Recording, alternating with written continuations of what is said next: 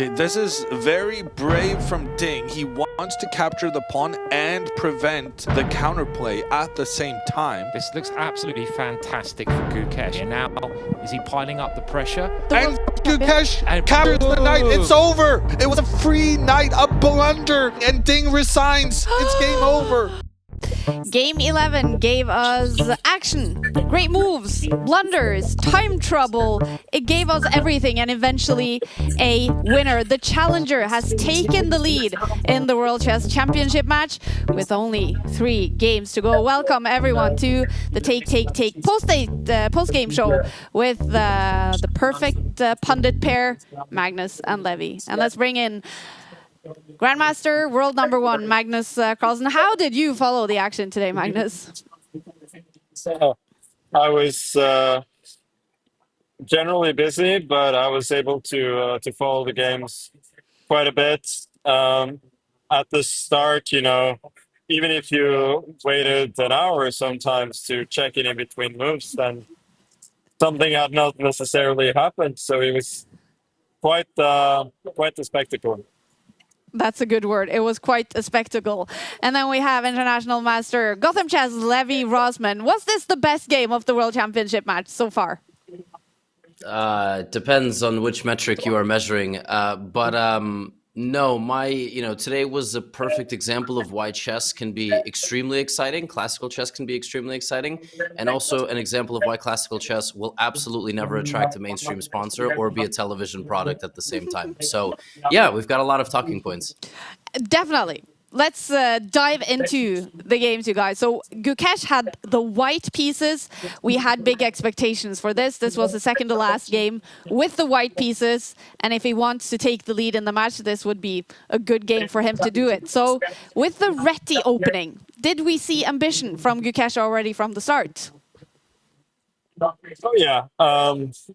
This line with 2c4 inducing the pawn push from Ding and then taking space with b4. It is one of the more ambitious ways that you can play for white here. So there was no doubt today, as generally most days, that Gukesh had serious ambition, and this approach was more in line with what he had done in a couple of his previous white games rather than the Catalan he played last time. I will say I was a little bit confused here on 2 fronts, Magnus. So it obviously seems like with the white pieces, Ding is more than happy to make draws, and with black, he's more than ready to fight. He's done it a few times. But with this little time in the match, and given the fact that over the next few moves, he ended up spending an hour, why didn't he just play 2e6? Like after 2e6, you just get a very solid, simple game, no? He wanted a fight, but he made it way more complicated for himself than necessary.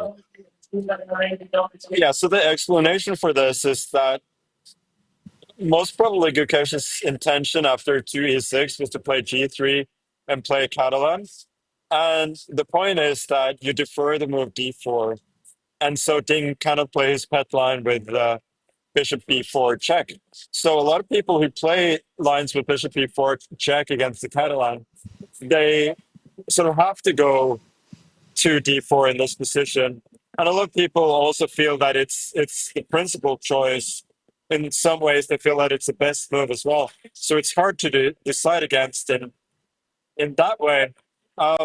What is shocking is the fact that King goes for the pawn push, then 3c5, which sort of is the main line these days, is faced by e3, which is one of the main moves here.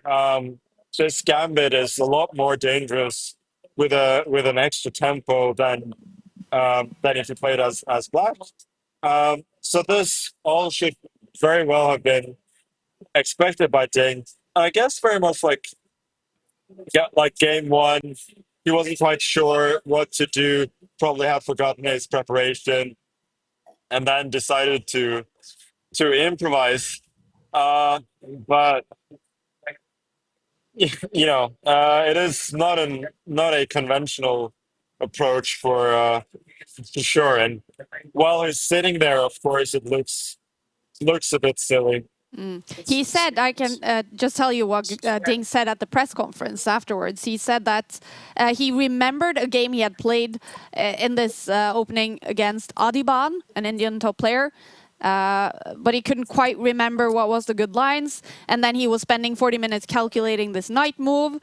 And then Gukesh surprised him again. So he said, the time went nowhere. My calculation was nonsense, which must be extremely frustrating. Yeah, I mean, it's kind of ridiculous in a game 11 of a world championship, but I can understand it. Of course, A3 is an uncommon move here. White usually plays B5 there. The idea of knight f6 is to make a developing move, sort of a waiting move as well. And then if white goes bishop e2 to sort of force things in the center, then you trade an e3 and take the pawn, because white's bishop often wants to go to a3, capturing a pawn there. So white often goes b5 instead of a3. So I'm sure a3 was a surprise there, but I don't know what calculation he's talking about. Is he calculating b takes c5? Like, you can tell intuitively in like basically in 1 second that after knight f6, knight f6, b c5, knight c6, black is okay. I'll give you guys an example. I at some point I was analyzing just for fun against the Banco Gambit that goes 1d4, knight f6, c4, c5, d5, b5. That in this case, white can even make a move as ridiculous as h4, which is essentially a waiting move. And if black then plays e6, white goes h5, just continuing the plan, trying to advance the pawn and prevent black's development. Even after this sequence, white is not worse. And this tells you that with essentially a tempo extra, because you have a knight developed on f6 instead of that pawn on h5 or h4, then black cannot be worse. So my question is, what is he calculating? Is he calculating lines with b5? Well, at some point you have to make a judgment there. Spending 40 minutes or whatever he was doing, like, doesn't make that much sense. And you do feel a bit silly when Gukesh makes the move a3, and you're sort of thinking, well, if that was his plan, what was I worried about? But that's why you make the move a bit quicker. Yeah, 40 minutes on move 4, and then he spent 20 minutes on his next move. Here, Ding. But was this a good move? I kind of like this move. I don't think it's a great move, objectively speaking, but it clearly got Gukesh a little bit out of hook. And it's not like it's an objective mistake by any means. So here, Ding, it's a typical idea, and I guess specifically because white's pawn is an a3, the corresponding position with opposite colors is usually like a little bit better for white. With when white plays bishop g5, and since the pawn of b4 is protected, I guess it's more equal, or white is very slightly better. But yeah, it got Gukesh out of prep. It's not an objective mistake. What else could you ask? Really having gotten out of preparation and spent this much time. So yeah, this was an excellent decision by Ding, and it worked out perfectly. Exactly, because even if he's surprised from the opening, well, at some point here, Ding's position is better, and Gukesh starts thinking even longer. What's happening here, Levy? Yeah, what's happening here is if let's back up Yeah, we got it to back up. yeah. So I mean, essentially, look, what's happening is you got prep on the board, you're up a bunch of time, everything is working perfectly, and you're sitting there wondering what's my plan to be better because I don't remember it anymore. So now I have to prove it. And he chose wrong. He played pawn to d3, and his goal there was that he would develop the light squared bishop to the other diagonal, but he doesn't have time. Black gets dynamics very quickly and completely shuts down all the dark squares and just gets a better position. Gukesh needed to play the move c4 to c5. Yeah, with that, I'll pass it off to Magnus. After that, it was bad for Gukesh. Yeah, I mean, there's no sugarcoating it. D3 is absolute amateur hour. It is very. It makes things play incredibly easy. It is an objectively poor move in the sense that it goes from a position where white is fighting for an advantage to a position where black is fighting for an advantage, and all you fought for in the opening is just gone. Like, yes, he may be off on the clock, but now Ding's play is super easy for a few moves. So, what has he gained this time advantage for? To spend 3 minutes on not really delving into the position at all? Uh, this is just baffling. And it's not like White's play is easy after the move c5 either. Objectively, it's still closer to equality, and there are lines there where pieces are traded, and it's getting a bit drawish. But it's kind of what you have to be playing. Otherwise, Black just goes a5 and it's fine. And it's not like this is a novel idea by any means. This is so simple. So yeah, this was a really poor moment for Gukesh. A poor moment for Gukesh in this game, and I mean, keep taking us forwards in the game, you guys. What a game it was! It's so cool to hear you guys recap it. What's the next moment here? I mean, Magnus, I would say everything else that follows is normal. The string of moves is relatively forced. Yeah, the but next I guess, 3 moves are normal.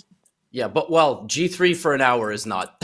That's, I suppose, yeah, Gukesh in the press conference said he still thought he was better, and so he spent an hour. That's why he spent an hour here. Okay, yeah, but if you wanted to spend an hour, you should have spent the hour before D3. But you got to give him credit for this, that he managed to sort of settle down.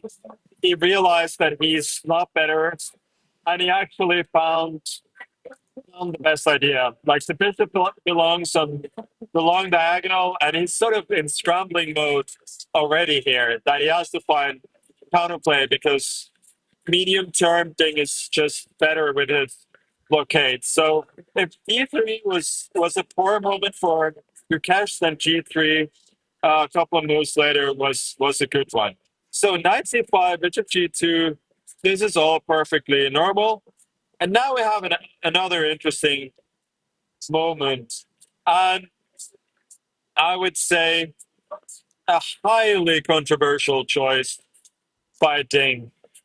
Because this position, if he was playing blitz, you would go e5, you would go bishop g6, and you're never in a million years worse.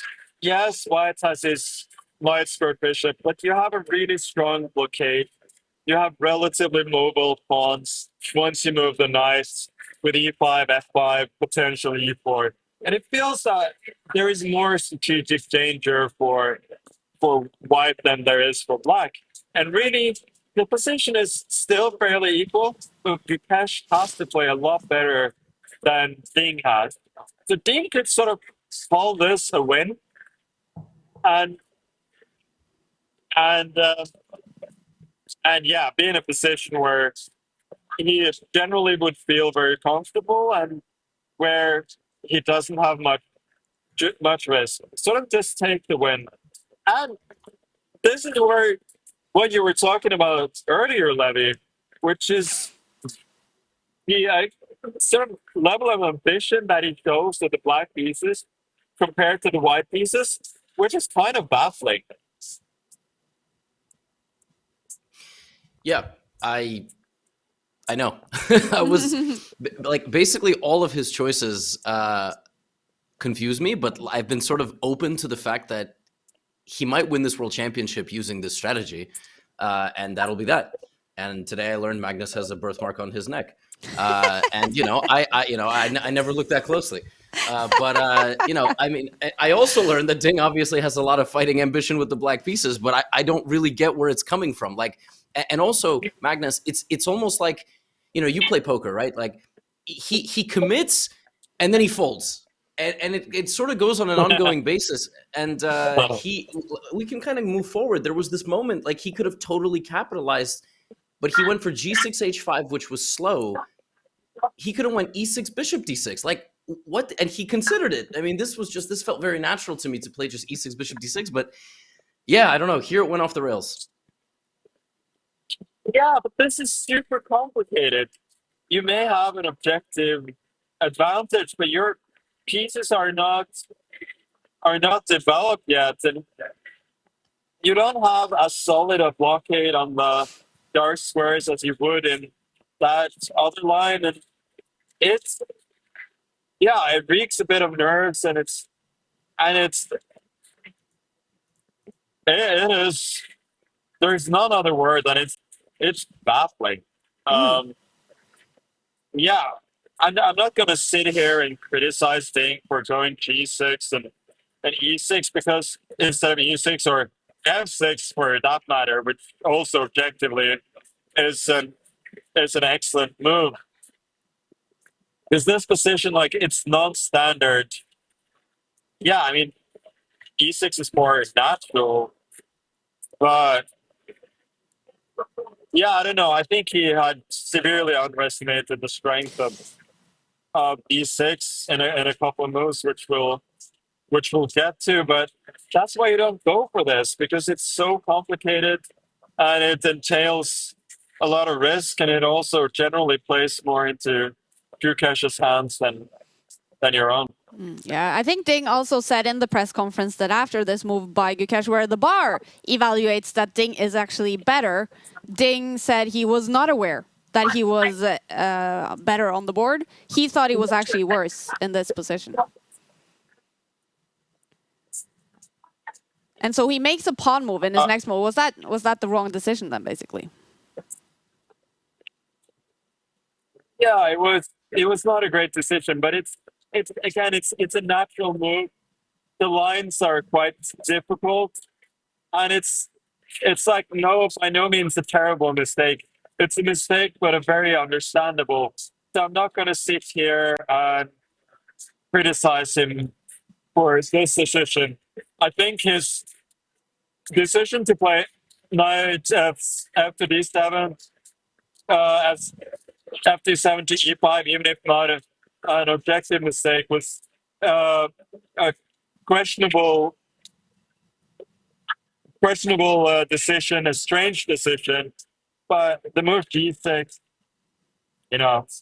at that point, he's also making them quickly. So it becomes like a little bit of a guessing game at that point. So I'm not gonna be too harsh on that one. What I will say though is that Gukesh's next move is an excellent one. It is not the most obvious move in the world that you want to spend time preparing this idea with bishop a3, but it really is key to the position. So I was quite impressed with this one. Kaya, before we move forward, I sort of want to draw this back to the match strategy. There was that moment where Magnus was saying rerouting the second knight to the center, where it stands now for Ding. That is by far the most ambitious and maximalist approach to the position. And as you can see, the computer agrees with it. Like it actually supports it if you follow it up correctly. What I find baffling, that's going to be the name of the recap, the word baffling. What I find baffling is, like Magnus said, Ding could have played 5 moves on autopilot developed the rest of his pieces, and had a totally stable position. But he went for the maximum approach. So how can you say 2 moves later you think you're worse? Like, this is the part that's so confusing to me, because he's obviously trying to prove his position is stronger. But 2 moves later, he's like, I thought I was worse. So I'm trying to watch this game to learn something, because I'm 400 points almost lower than these players. But it confuses me, because I'm like, but he didn't have to play like this. So yeah, I don't know. I don't know if that makes sense, Magnus, but some of his own analysis just sort of confuses me. Yeah, I agree. It doesn't make sense. Like there's no sort of red thread here. It's all baffling. It's confusing. It's confounding. I don't know what to say. Maybe we don't need to say anything. We'll just go to the next critical position when Gukesh finds a4 and b6. Magnus, it felt like he followed the saying here, like, when you have lemons, make lemonade. Gukesh played great. He didn't have many resources, and he basically used all of them. Yeah, I agree. This phase, essentially, I would say from d3 quite a bit forward for Gukesh was a really, really good phase. And this game, yeah. Yeah, so b6, I mean, it's a nice sacrifice. You take, or I mean, if you take, then white gets obviously the knight on e5, which is kind of why Ding in some positions had to protect it, like with the pawn on f6. But okay, we can obviously move forward. You cannot take the pawn, you have to defend it. Now Gukesh basically relies completely on queenside counterplay. Like, everything here is logical. Magnus, you can kind of cut me off whenever you go forward. Now Ding basically has, Gukesh basically has very little risk. You have these sort of green Benoni type structures where your bishops, which you've set up for on b2, basically have the free reign. Your pawn structure is solid. The weakness on c3 is hard to get to. And you have excellent queenside play. So while you don't have a real advantage yet, a lot of things have gone your way. And now this is a continuation really of a bit of a weak phase by Ding, because here he overthinks a bit. As black here, like, you really, really, really want to make castling work. And so, yeah, delaying castling is just allowing white more time to set up on the B file. And it's again a question of, is this ambition? What is really going on here? Because I'm sure Ding didn't think he was better, and even getting the pawn on b6 can never actually give you an advantage. So this is a bit surprising as well. So actually castling there was working out fine. That if white protects the pawn on b6, you can put the knight on b4, eventually capture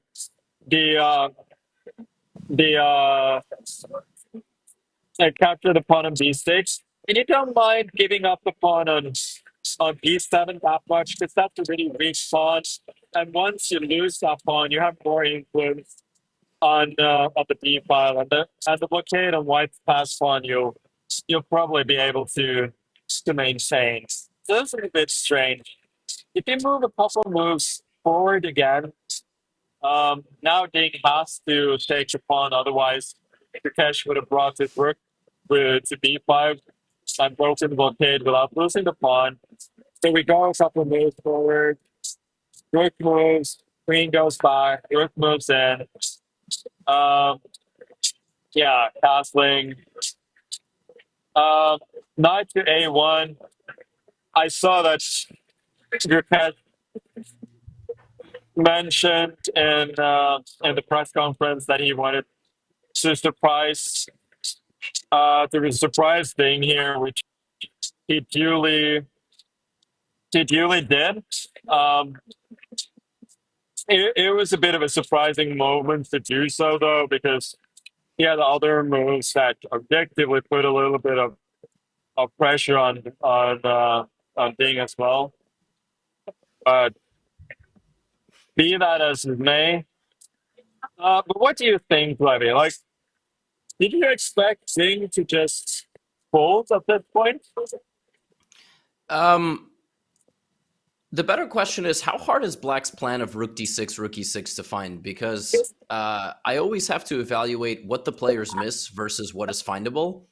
And I just feel like somewhere here, Ding just almost like accepted that the position was slowly spinning out of control. I mean, he played e6, rook e7 to defend himself, which was already like, there's active defense and passive defense, and there's examples in books. And, in a recent tournament I played, for example, the one you and I briefly chatted about in Paris, like there's a moment in these games that you can play the right move or the wrong move. And sometimes you just always choose the passive plan. So Ding could have played rook d6, rook e6, and the white queen is sort of stuck in a whirlpool. Like, it's really difficult to keep the pressure because the rook keeps attacking the queen. So I don't know. Really, the question to you is, why didn't he go for it? It's hard to say. I think as Black here, I would definitely try and look for concrete solutions because White seems to have all the fun if you sort of proceed normally, and the pressure is sort of it's hard to neutralize because you have so many weak squares on the queen side, and this move specifically knight a1 is a really slow one. It also vacates the square on b4 temporarily for the black knight. So I certainly would be looking at concrete solutions like knight to b4 or knight to a7, rook to c8 followed by d6 maybe, or also rook d6 to e6, which I guess it's hard to find, but it's by no means impossible. You got to be in a state of mind where you can find it. And it seems at this point that Ding was finally kind of broken because, as you said, Levy, his evaluation of the position earlier was way too negative. And at this point, yeah, it seems that he kind of gave up. Yeah, we can push forward here. Gukesh's plan has been obvious for about 10, 15 moves. He just wants to apply queenside pressure. And here already he can play knight takes b7, by the way. I mean, knight b7 is a tactic which works. And if Ding trades every piece, he will just be in a losing endgame, so he can't do that. Instead, he plays rook b1, which, okay, makes sense. But Magnus, I'm sorry, how... Look, obviously queen c8 and queen c6 happens. Like, it happens. But to me, I mean, the knight jumping to b4 to disconnect the rooks, like, how do you... I don't know. I really need to hear your unfiltered thoughts here because, I like watching all the top players react. I like watching Jan Nepomniachtchi chime in, and then, people on Twitter tell him he's salty because he lost to Ding, etc. I enjoy, like, this banter side of chess, but how does queen c6 happen? You know what I'm saying? Like, how do you not play knight b4 there? Take me through this. He has, again, almost inexplicably used up all his time. And this is pure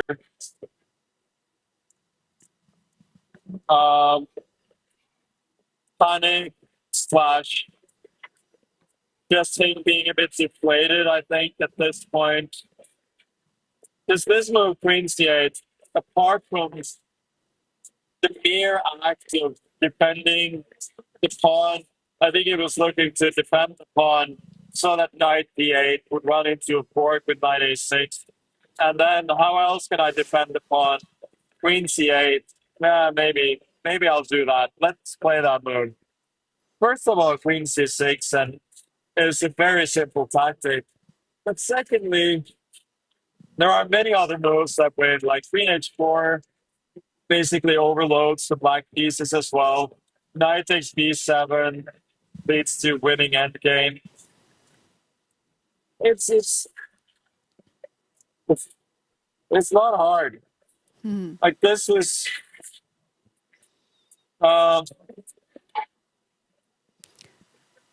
yeah, this was I think pure.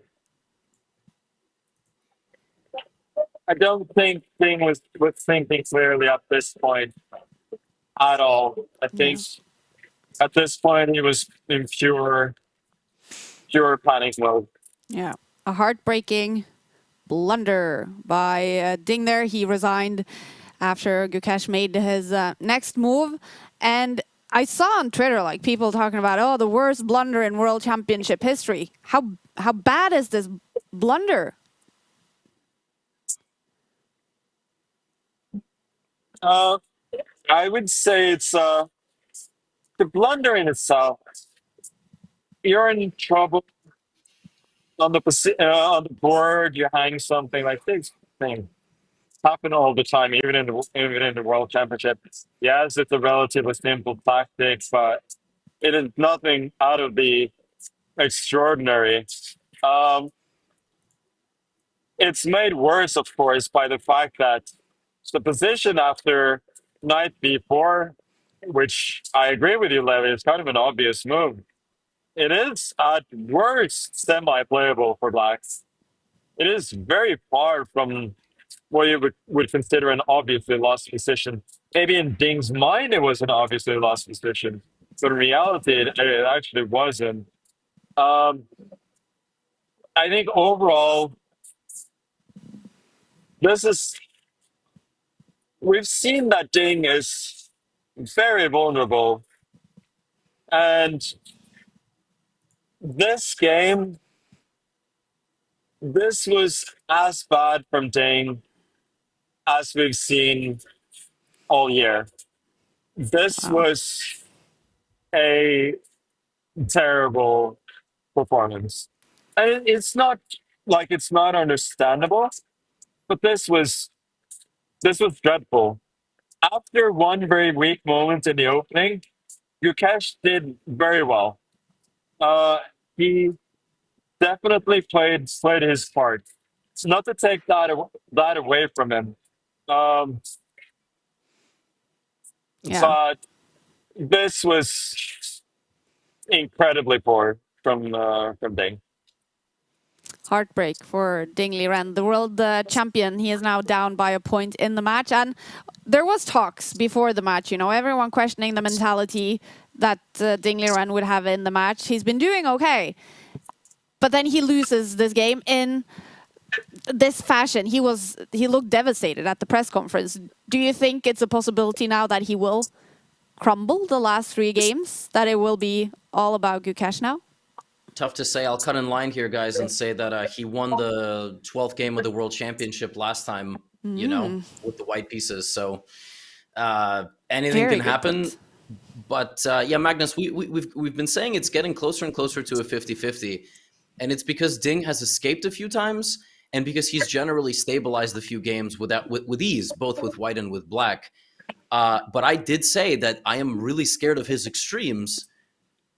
And as we can see, yeah, his extremes just come out of nowhere. Like you think he's stabilized, you think he's played a couple of good games, got his confidence back. And then he both plays really ambitiously, but really pessimistically at the same time.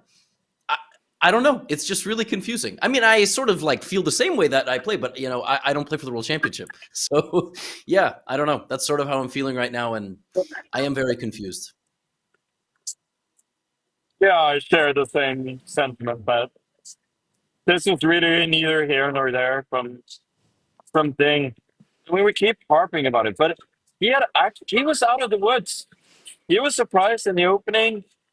He spent way too much time, but he actually managed to find a common sense solution that gave him a good game. Partly that was because Gukesh made it really, really easy for him at first, but also part of it was that he did well for a while. But to go from there to just losing basically without a fight, making, as Levy said, like, yeah, making like loose passive plays, as you say in poker, going playing loose and then just folding. Like it is strange, and Gukesh was able to use part of part of his strengths today, but this was not worthy of a world championship. I have to say, like, it should be a little bit harder than it was today. We'll see if Ding has any fight in him. Like, when you ask the question, will Ding crumble now? I think that is by far the most likely scenario. Whether um, whether he'll put any pressure on Gukesh whatsoever, it's hard to say. I kind of I kind of doubt it, because Gukesh has generally been very good at neutralizing Ding with a black pieces, but we'll see. At least we have a more interesting situation now than if Sting had lost the game early on. Because then I don't think it would have been much of a contest. But now we can at least think that, well, it was one game. There aren't that many games left, and regardless of what happened, I can go home soon. So, maybe he'll put in a shift in the two white games that he has left, but I am not optimistic on his behalf.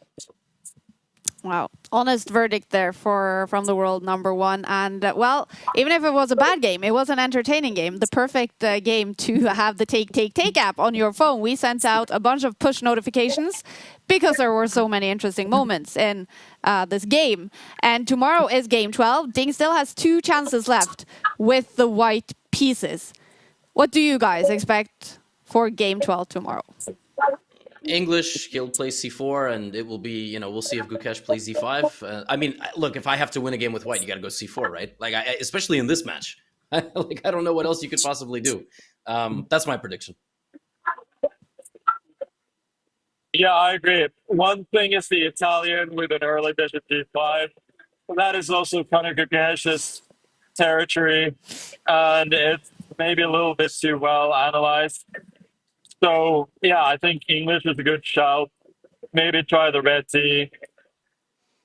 Or something even more obscure in the London, maybe even the Jabava London. It's hard to say. I think he will try something in the opening. I think he's not so deflated that he will just not try at all. But I think we're up to the point where sort of the better team has taken the lead, and it's sort of more likely that the better team will increase their lead rather than that we get an equalizer. But I think there is some chance that we'll get an interesting game tomorrow. So yeah, we'll see. But yeah, I think the English is a good shout. Okay. The English opening tomorrow. Tonight, Magnus, you've been through this. You've won a couple of World Championship games yourself. What is Gukesh doing tonight? Is he celebrating? Is he relaxing? Is he just thinking about tomorrow? What do you do after a great win like that? And for that matter, Magnus, what is Ding doing tonight? Also a good question.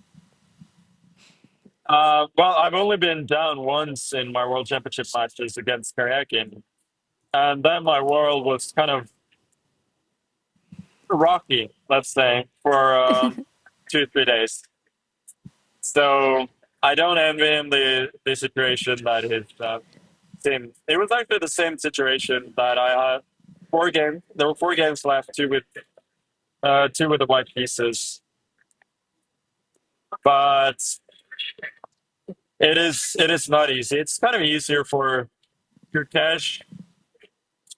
It just feels that I have to hold with black, which I've done so far. And the guy hasn't put pressure on me at all, so why shouldn't I be able to to hold a 3-game match. Yeah. I think, and I know your former manager, Espen Agdestein, has actually told that story publicly, so I can say that that after that loss against Karyakin, I don't know which day afterwards, but there was a party, or there was some drinking to sort of shift up the mood, do something else, and it definitely worked. So for Ding and his team now, if not alcohol is involved, then is it doing something else to shift up the mood to, I don't know, what should he do? Yeah, I agree. Just doing something nice, social with his team probably would be a good idea, just to try and get your mind away from the game. I mean, the thoughts will come for sure when he's trying to sleep. Then you start thinking about the game tomorrow and so on. I cannot give any great advice, but it's just try and escape for a little bit, would probably be a good idea. Yeah. Are you guys looking forward to Game 12? Will you be tuned in and ready to follow the game? Certainly, yeah. Especially on the Take app. Listen, I've made multiple rookie mistakes in this match. And today's rookie mistake was yesterday I watched UFC. I'm a big mixed martial arts fan, and that generally ends around 1:30 in the morning. So waking up for the World Championship after that is tough.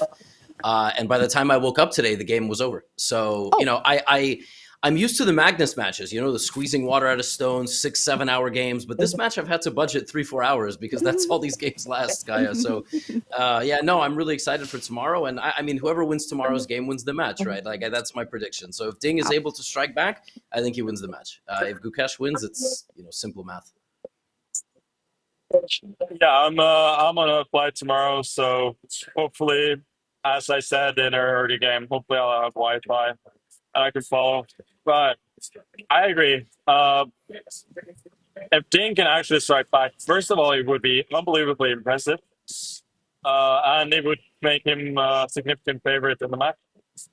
But we'll see. I mean, matches like this, they're always interesting when they're within a point or tied towards the end. And now it's genuine, I think, as must win as they come. So it's gonna be fun to see. I agree.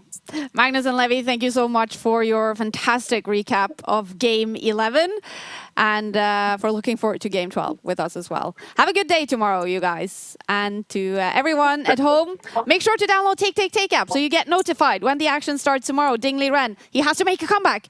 At some point, he has the white pieces in Game 12. So tune in tomorrow. Thanks for watching.